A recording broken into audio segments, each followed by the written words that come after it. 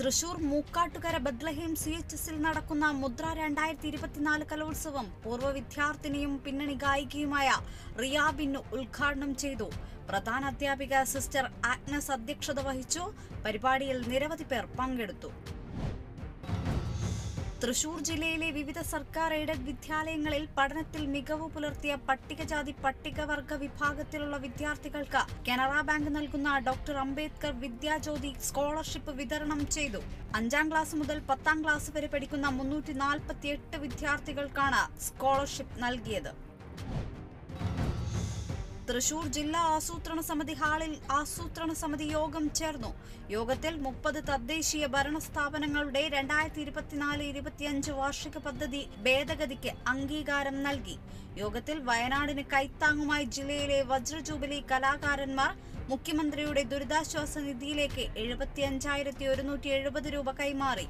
യോഗത്തിൽ തൃശൂർ ജില്ലാ collector, planning officer ഉൾപ്പെടെയുള്ളവർ പങ്കെടുത്തു.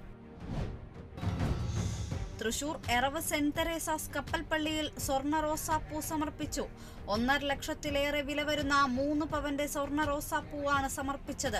ചിറ്റിലപ്പള്ളി മാത്തുണ്ണിയും കുടുംബവുമാണ് മകന്റെ വിവാഹത്തോടനുബന്ധിച്ച് ആഘോഷം ചുരുക്കി ഉപകാര സ്മരണയായി സ്വർണ്ണ റോസാപ്പൂ സമർപ്പിച്ചത്.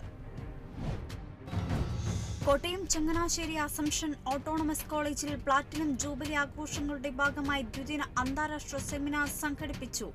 സെമിനാർ IQACയുടെ ആഭിമുഖ്യത്തിൽ ഹരിതഭാവിയിലേക്ക് ഊർജം, പരിസ്ഥിതി, സുസ്ഥിരത എന്ന വിഷയത്തിലായിരുന്നു സെമിനാർ.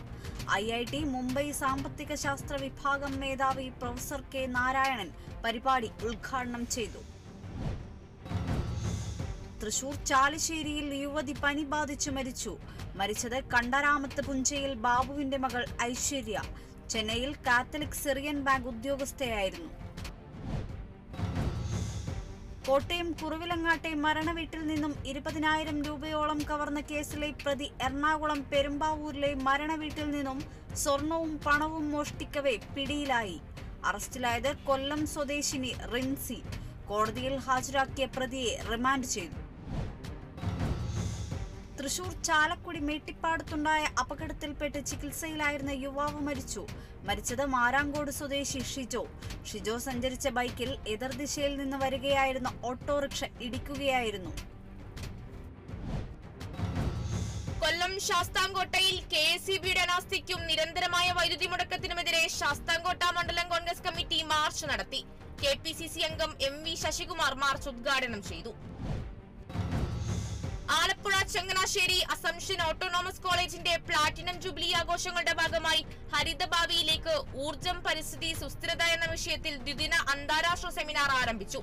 IIT മുംബൈ സാമ്പത്തിക ശാസ്ത്രം വിഭാഗം മേധാവി പ്രൊഫസർ K. നാരായണൻ ഉദ്ഘാടനം ചെയ്തു.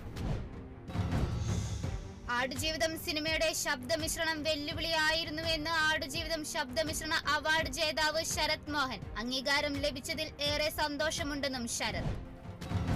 കോട്ടയം പൈക വിളക്കുമരുത് ജംഗ്ഷനിൽ ജനങ്ങളുടെ പരാതിക്ക് പരിഹാരമായി റംബിൾ സ്ട്രിപ്പ് സ്ഥാപിച്ചു. വാഹനാപകടങ്ങൾ തുടർക്കഥയാകുന്ന സാഹചര്യത്തിൽ പ്രദേശവാസികളും വ്യാപാരികളും ടാക്സി ഡ്രൈവർമാരും ചേർന്ന് MLA മാണി C. കാപ്പന് പരാതി നൽകിയിരുന്നു. കോട്ടയം കടന്തേരി ഫാർമേഴ്സ് വെൽഫെയർ സൊസൈറ്റി കടുത്തുരുത്തിയിൽ പ്രവർത്തനം ആരംഭിച്ചു. Kaduthuruthy block panchayat president PV Sunil അധ്യക്ഷത വഹിച്ച യോഗത്തിൽ അഡ്വക്കേറ്റ് മോൻസ് ജോസഫ് MLA ഉദ്ഘാടനം നിർവഹിച്ചു.